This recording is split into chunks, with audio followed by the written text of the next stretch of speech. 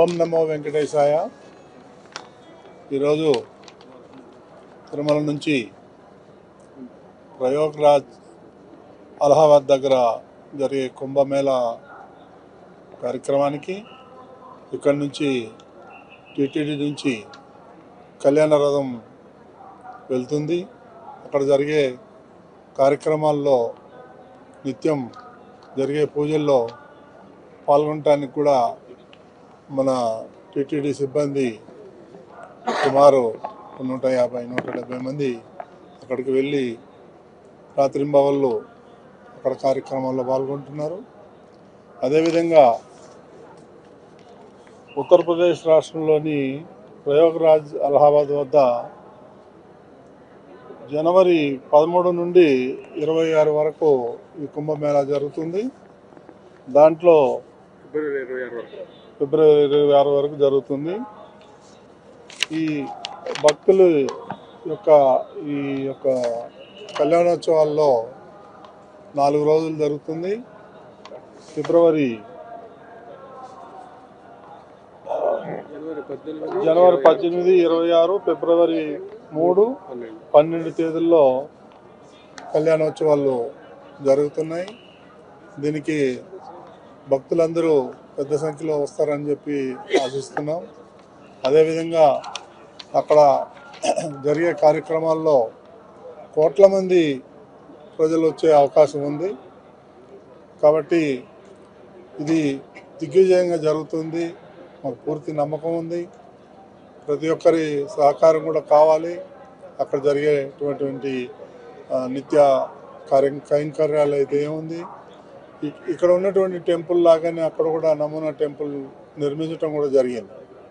కాబట్టి ఈరోజు ఇక్కడి నుంచి ఈ కళ్యాణ రథం బయలుదేరుతుంది.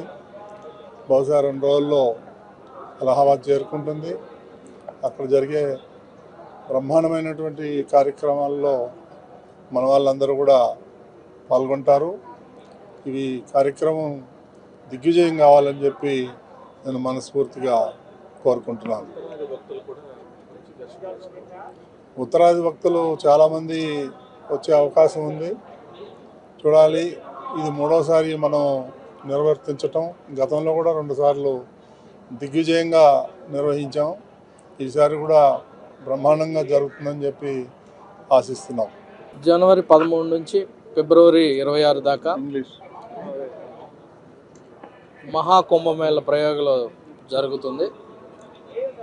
ఇది బిగ్గెస్ట్ రిలీజియస్ కాంగ్రిగేషన్ అనవచ్చు. ప్రపంచంలోనే అత్యధిక మంది వచ్చి అక్కడ హోలీ డిప్ తీసుకోవడం జరుగుతుంది. సో మన టీటీడీ హెచ్డిపిపి హిందూ ధార్మిక పరిషత్ తరఫున మనం కూడా ఇప్పుడు ధార్మిక కార్యక్రమాలు, ధర్మ పరిషత్ కార్యక్రమాలు నిర్వహించడం జరుగుతుంది.